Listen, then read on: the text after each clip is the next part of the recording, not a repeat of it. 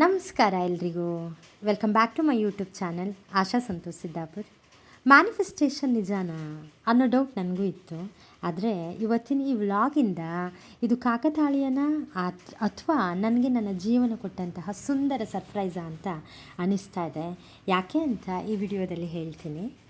ಸುಮಾರು 3 ತಿಂಗಳ ಹಿಂದೆ ಕೊಂಡ್ಲಿ ಜಾತ್ರೆಯ ವ್ಲಾಗ್ ನಾನು ಮಾಡಿದ್ದೆ. ಆ ಜಾತ್ರೆಯ ಎಂಟ್ರೆನ್ಸ್ನಲ್ಲಿ ಇದ್ದಂತಹ ಆದಿಯೋಗಿ ಸ್ಟ್ಯಾಚ್ಯೂವನ್ನು ನೋಡಿ ಒಂದು ಶಾರ್ಟ್ಸ್ ವಿಡಿಯೋವನ್ನು ಕೂಡ ಮಾಡಿದ್ದೆ. ಆವಾಗ ನಾನು ಡೈಲಿ ಈ ಶಾರ್ಟ್ಸ್ ವಿಡಿಯೋವನ್ನು ನೋಡ್ತಾ ಇದ್ದೆ. ಅದಾದಮೇಲೆ ಯಾರೋ ಒಬ್ಬರು ನಮಗೆ ಗಿಫ್ಟ್ ಕೊಟ್ಟಂತಹ ಗಡಿಯಾರದಲ್ಲಿ ಆದಿಯೋಗಿಯ ಸ್ಟ್ಯಾಚ್ಯೂ ಇದೆ. ಪ್ರತಿದಿನ ನನಗೆ ಇದು ಕಾಣ್ತಾ ಇತ್ತು. ಆಗ ಅದಕ್ಕೆ ವಿಶೇಷ ಅನಿಸ್ತಾ ಇರಲಿಲ್ಲ. ಆದರೆ ಇವತ್ತು ಬೆಂಗಳೂರಿಗೆ ಹೋಗಿ ಅಲ್ಲಿಂದ ಚಿಕ್ಕಬಳ್ಳಾಪುರದ ಈಶಾ ಫೌಂಡೇಶನ್ಗೆ ಬಂದಾಗ ಎದುರಿಗೆ ಕಾಣಿಸಿದಂತಹ ಆ ಭವ್ಯವಾದಂತಹ ಆದಿಯೋಗಿ ದರ್ಶನ ನಿಜಕ್ಕೂ ನನಗೆ ಅನ್ಎಕ್ಸ್ಪೆಕ್ಟೆಡ್ ಆಗಿತ್ತು. ಆ ಕ್ಷಣದಲ್ಲಿ ನನಗೆ ಸುಂದರವಾದಂತಹ ಅನುಭವ, ಪಾಸಿಟಿವ್ ವೈಬ್ಸ್. ಆವಾಗ ನನ್ನ ಯೂಟ್ಯೂಬ್ ಶಾರ್ಟ್ಸ್ನಲ್ಲಿ ನಮ್ಮ ಜಾತ್ರೆಯ ಆದಿಯೋಗಿಯ ಮುಖ, ಪ್ರತಿದಿನ ಗಡಿಯಾರದಲ್ಲಿ ಅದೇ ಮುಖ ನೋಡಿದ್ದು, ಇವತ್ತು ಇಷ್ಟು ಭವ್ಯವಾದಂತಹ ಆದಿಯೋಗಿಯ ಎದುರು ನಿಂತಾಗ ಆ ಎಲ್ಲ ಘಟನೆಗಳು ಸೇರಿ ನನಗೆ ತುಂಬ ವಿಶೇಷವಾದಂತಹ ಅನುಭವ ಕೊಡ್ತು.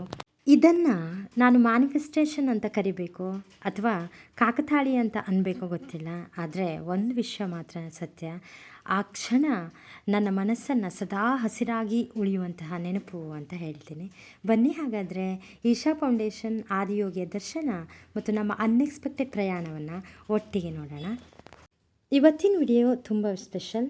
ನಾವು ನಮ್ಮ ಹಳ್ಳಿಯಿಂದ ಬೆಂಗಳೂರಿನ ನಮ್ಮ ರಿಲೇಟಿವ್ ಮನೆಗೆ ಫಂಕ್ಷನ್ಗೆ ಹೋದಾಗ ಬೆಂಗಳೂರಿನಿಂದ ಚಿಕ್ಕಬಳ್ಳಾಪುರದಲ್ಲಿರುವಂತಹ ಈಶಾ ಫೌಂಡೇಶನ್ಗೆ ಭೇಟಿ ನೀಡುವಂತಹ ಸುವರ್ಣ ಅವಕಾಶ ನಮಗೆ ಸಿಕ್ತು. ಆ ಜಾಗದ ಶಾಂತತೆ, ನಿಸರ್ಗದ ಸೌಂದರ್ಯ, ಆದಿಯೋಗಿಯ ದಿವ್ಯ ದರ್ಶನ, ಆ ಜಾಗಕ್ಕೆ ಕಾಲಿಟ್ಟ ಕ್ಷಣದಲ್ಲಿಯೇ ಮನಸ್ಸಿಗೆ ಸಿಕ್ಕಿದಂತಹ ಖುಷಿ, ಪಾಸಿಟಿವ್ ವೈಬ್ಸ್ಗಳನ್ನು ಪದಗಳಲ್ಲಿ ಹೇಳಲು ಕಷ್ಟ. ಬನ್ನಿ ಹಾಗಾದರೆ ಈ ಸುಂದರ ಪ್ರಯಾಣವನ್ನು ನಾವೆಲ್ಲರೂ ಒಟ್ಟಿಗೆ ಈ ವ್ಲಾಗಲ್ಲಿ ನೋಡೋಣ. ಅವತ್ತು ಆಗಸ್ಟ್ 15 ಬೆಳಿಗ್ಗೆನೇ ನಾವು ಬೆಂಗಳೂರಿನಿಂದ ಹೊರಟ್ವಿ. ನಗರದ ಟ್ರಾಫಿಕ್ ಗದ್ದಲಗಳನ್ನು ನಿಧಾನವಾಗಿ ಹಿಂದೆ ಬಿಟ್ಟು ತೆರೆದ ರಸ್ತೆಗಳ ಮೂಲಕ ಚಿಕ್ಕಬಳ್ಳಾಪುರದ ಕಡೆಗೆ ಸಾಗ್ತಾ ಇದ್ವಿ. ದಾರಿಯಲ್ಲಿ ಕಾಣುವಂತಹ ಹಸಿರು ಮರಗಳು, ಬೆಟ್ಟ ಗುಡ್ಡಗಳು, ತಂಪಾದಂತಹ ಗಾಳಿ ನಮ್ಮ ಪ್ರಯಾಣವನ್ನೇ ಸುಂದರ ಅನುಭವವನ್ನಾಗಿ ಮಾಡಿತ್ತು. ಕೆಲವೊಮ್ಮೆ ಏನಾಗುತ್ತೆ ಅಂದರೆ ಗಮ್ಯ ಸ್ಥಾನಕ್ಕಿಂತ ನಮ್ಮ ಟ್ರಾವೆಲಿಂಗ್ ಮತ್ತು ಅಥವಾ ಪ್ರಯಾಣ ಹೆಚ್ಚು ನೆನಪಿನಲ್ಲಿ ಉಳಿಯುತ್ತೆ. ಅವತ್ತು ನಮಗೆ ಆ ಥರ ಒಂದು ಅನುಭವ ಆಯಿತು.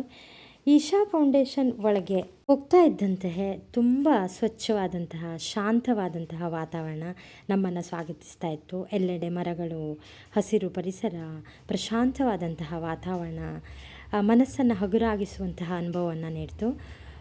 ಇಲ್ಲಿ ಬರುವವರು ಮೌನವಾಗಿ ನಡೆದು ಆ ಕ್ಷಣವನ್ನು ಆಸ್ವಾದಿಸುವುದನ್ನು ನೋಡಿದಾಗ ಆ ಸ್ಥಳದ ವಿಶೇಷತೆ ಇನ್ನಷ್ಟು ನಮಗೆ ಅರ್ಥವಾಗುತ್ತೆ. ನಾವು ಆದಿಯೋಗಿಯ ದರ್ಶನವನ್ನು ಮಾಡಿದ್ವಿ.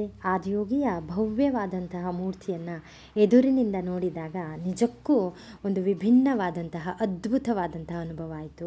ಆ ಶಾಂತ ಮುಖ, ಸುತ್ತಮುತ್ತಲಿನ ವಾತಾವರಣ, ಅಲ್ಲಿನ ಮೌನ ಮನಸ್ಸಿಗೆ ಒಂದು ಹೊಸ ಎನರ್ಜಿಯನ್ನೇ ತುಂಬಿದಂತಾಯಿತು. ಕೆಲವು ಕ್ಷಣ ನಾವು ಅಲ್ಲೇ ಕುಳಿತು ಆ ಶಾಂತತೆಯನ್ನು ಅನುಭವಿಸಿದ್ವಿ. ಹೊರಗಿನ ಎಲ್ಲ ಗದ್ದಲಗಳು ಮರೆತು ಹೋದಂತಾಯಿತು. ಎದುರಿಗೆ ಕಾಣುವಂತಹ ಭವ್ಯ ಮೂರ್ತಿ ನಿಜಕ್ಕೂ ಅದ್ಭುತ. ಆದಿಯೋಗಿಯ ಮುಖದಲ್ಲಿರುವಂತಹ ಆ ಒಂದು ಶಾಂತತೆ ನಿಜವಾಗ್ಲೂ ನಮ್ಮ ಮನಸ್ಸಿಗೆ ಒಂದು ಎನರ್ಜಿ ಬೂಸ್ಟರ್ ಆಗಿತ್ತು. ಮನಸ್ಸು ತುಂಬ ಹಗುರಾಯಿತು. ಈ ಈಶಾ ಫೌಂಡೇಶನ್ ಕೇವಲ ಒಂದು ಪ್ರವಾಸಿ ಸ್ಥಳವಲ್ಲ, ಮನಸ್ಸಿಗೆ ನೆಮ್ಮದಿಯನ್ನು ಮುದ ನೀಡುವ ಒಂದು ಸುಂದರವಾದಂತಹ ಅನುಭವ ಸ್ಥಳ ಕೂಡ. ಇಲ್ಲಿ ಯಾವುದೇ ಒಂದು ಆತುರವಿಲ್ಲ, ಆತಂಕವಿಲ್ಲ, ಗದ್ದಲವಿಲ್ಲ. ಇದು ಪ್ರಕೃತಿ, ಶಾಂತತೆ ಮತ್ತು ಆಧ್ಯಾತ್ಮಿಕತೆ, ಧ್ಯಾನದ ವಾತಾವರಣವನ್ನು ಒಟ್ಟಿಗೆ ಸೇರಿರುವಂತಹ ಒಂದು ಪ್ರಶಾಂತವಾದಂತಹ ಅದ್ಭುತ ಪ್ರದೇಶ ಅಂತಲೇ ಹೇಳ್ಬೋದು. ಕೆಲವು ಸ್ಥಳಗಳನ್ನ ನೋಡಿದರೆ ಸಂತೋಷ ಆಗ್ತದೆ ಆದರೆ ಕೆಲವು ಸ್ಥಳಗಳು ನಮ್ಮ ಮನಸ್ಸನ್ನೇ ಬದಲಾಯಿಸ್ತವೆ. ನನಗೆ ಈ ಥರ ಅನುಭವ ಈ ಜಾಗದಲ್ಲಿ ಆಯಿತು. ಆದಿಯೋಗಿಯ ಮೂರ್ತಿ ಕೇವಲ ಇದು ಮೂರ್ತಿ ಆಗಿಲ್ಲ, ಇಲ್ಲಿನ ಸುತ್ತಮುತ್ತಲವಾದಂತಹ ಪರಿಸರ ಎಲ್ಲರಿಗೂ ಕೂಡ ಒಂದು ಹೊಸ ಅನುಭವವನ್ನು ನೀಡುತ್ತೆ. ಹಸಿರು ಬೆಟ್ಟ ಗುಡ್ಡಗಳು, ಅಲ್ಲಿರುವಂತಹ ನಂದಿ ವಿಗ್ರಹ, ಅನೇಕ ವಿಗ್ರಹಗಳು, ಬೀಸುವಂತಹ ತಂಪಾದ ಗಾಳಿ, ಇವೆಲ್ಲವುಗಳನ್ನ ಒಳಗೊಂಡಂತಹ ಒಂದು ಧ್ಯಾನದ ವಾತಾವರಣ ಅಲ್ಲಿ ಸೃಷ್ಟಿಯಾಗಿದೆ ಅಂತ ಹೇಳ್ಬೋದು. ಫೋಟೋ ವಿಡಿಯೋ ತೆಗೆಯೋದಕ್ಕಿಂತ ಕೆಲವು ಕ್ಷಣ ಕಣ್ಣಾರೆ ಅವನ್ನೆಲ್ಲ ನೋಡ್ತಾ, ಅವುಗಳನ್ನೆಲ್ಲ ಅನುಭವಿಸ್ತಾ, ಆ ಶಾಂತತೆಯನ್ನು ಸುಮ್ಮನೆ ಕುಳಿತು ಅನುಭವಿಸಿದವಾಗ ಇನ್ನೂ ಖುಷಿ ಸಿಗತ್ತೆ. ಈ ಜಾಗಕ್ಕೆ ಭೇಟಿ ಕೊಟ್ಟಾಗ ನನ್ನ ಅನುಭವ ಅಂದರೆ, ಜೀವನದಲ್ಲಿ ಎಷ್ಟೇ ಒತ್ತಡ ಇದ್ದರೂ, ಆತಂಕ ಇದ್ದರೂ, ಇಂತಹ ಸ್ಥಳಗಳಿಗೆ ಒಮ್ಮೆ ಭೇಟಿ ಕೊಟ್ಟಾಗ ನಮ್ಮ ಮನಸ್ಸಿಗೆ ಹೊಸ ಉತ್ಸಾಹ ಸಿಗತ್ತೆ ಅಂತ ಹೇಳಿದ್ರೆ ಅತಿಶಯೋಕ್ತಿ ಆಗೋದಿಲ್ಲ. ಇಲ್ಲಿ ಕಳೆದಂತಹ ಕ್ಷಣ ನಿಜಕ್ಕೂ ನೆನಪಿನಲ್ಲಿ ಸದಾ ಹಸಿರಾಗಿ ಉಳಿಯುವಂಥ ಅನುಭವ. ಈ ಸುಂದರ ಅನುಭವವನ್ನು ನಿಮ್ಮೊಂದಿಗೆ ನಾನಿವತ್ತು ಹಂಚಿಕೊಂಡಿದ್ದೀನಿ. ನನಗೆ ತುಂಬ ಖುಷಿ ಆಗ್ತಾಯಿದೆ. ನಿಮಗೂ ಕೂಡ ಒಮ್ಮೆ ಈ ಥರ ಅವಕಾಶ ಸಿಕ್ಕಿದ್ರೆ ಚಿಕ್ಕಬಳ್ಳಾಪುರದಲ್ಲಿರುವಂತಹ ಈಶಾ ಫೌಂಡೇಶನ್ಗೆ ಭೇಟಿ ನೀಡಿ, ಅಲ್ಲಿಯ ಒಂದು ಆ ಸುಂದರ ಪ್ರದೇಶವನ್ನು, ಆ ಸ್ಥಳದ ಮಹತ್ವವನ್ನು, ಅಲ್ಲಿಯ ಶಾಂತತೆಯನ್ನು ನೀವೇ ಅನುಭವಿಸಿದರೆ ಮಾತ್ರ ಅಲ್ಲಿಯ ಆ ಒಂದು ಪರಿಸರದ ನಮಗೆ ಅನುಭವ ಸಿಗತ್ತೆ. ಇಲ್ಲಿ ಕೆಲವೊಂದು ವ್ಲಾಗ್ಗಳು ಅಥವಾ ಕೆಲವೊಂದು ಸ್ಥಳಗಳು ಗಳನ್ನು ಕೇವಲ ಕಣ್ಣಿನಿಂದ ನೋಡ್ತೇವೆ, ಆದರೆ ಕೆಲವು ಸ್ಥಳಗಳನ್ನು ಮನಸ್ಸಿನಿಂದ ಅನುಭವಿಸ್ಬೇಕಾಗತ್ತೆ. ಆದಿಯೋಗಿ ಎದುರು ನಿಂತಾಗ ಸಮಯ ನಿಧಾನವಾಗಿ ಸಾಗಿದಂತಹ ಅದ್ಭುತ ಅನುಭವ ಆಗುತ್ತೆ. ನಿಸರ್ಗ, ಶಾಂತತೆ, ಆಧ್ಯಾತ್ಮಿಕತೆ ಒಂದೇ ಜಾಗದಲ್ಲಿ ಸಿಗುವಂತಹ ಅದ್ಭುತ ಸ್ಥಳ ಇದ್ದರೆ ಈ ಆದಿಯೋಗಿ ಸ್ಥಳ ಅಂತಲೇ ಹೇಳ್ಬೋದು. ಹಾಗಾದರೆ ಈ ಮ್ಯಾನಿಫೆಸ್ಟೇಷನ್ ನಿಜ ಅಂತ ಅನಿಸುತ್ತೆ. ಯಾಕೆಂದರೆ ನಾನು 3 ತಿಂಗಳ ಹಿಂದೆ ಆದಿಯೋಗಿ ಸ್ಟ್ಯಾಚ್ಯೂವನ್ನು ನೋಡಿದವಾಗ ನಮ್ಮ ಊರಿನ ಜಾತ್ರೆಯಲ್ಲಿ ಅದೇ ರೀತಿ ನಮಗೆ ಅನ್ಎಕ್ಸ್ಪೆಕ್ಟ್ ಆಗಿ ಬಂದಂಥ ಗಿಫ್ಟಲ್ಲಿ ಆದಿಯೋಗಿಯ ಮುಖ. ಇವತ್ತು ನಾವು ಅನ್ಎಕ್ಸ್ಪೆಕ್ಟೆಡ್ ಆಗಿ ಆದಿಯೋಗಿಯ ಬಳಿ ಎದುರಿಗೆ ನಿಂತ್ಕೊಳ್ಳುವಂತಹ ಅನುಭವ ಸಿಕ್ಕಿರೋದು ಅಥವಾ ನಮ್ಗೆ ಅವಕಾಶ ಸಿಕ್ಕಿರೋದು ನಿಜವಾಗ್ಲೂ ಇದು ಮ್ಯಾನಿಫೆಸ್ಟೇಷನ್ನ ಅಥವಾ ಕಾಕತಾಳೀಯನ ಅಂತ ನನಗೆ ಡೌಟ್ ಆಗ್ತಾಯಿದೆ. ಅದೇನೇ ಇದ್ದರೂ ನನ್ನ ಜೀವನದಲ್ಲಿ ನನಗೆ ಕೊಟ್ಟಂತಹ ಒಂದು ಸುಂದರ ಸರ್ಪ್ರೈಸ್ ಇದಾಗಿದೆ.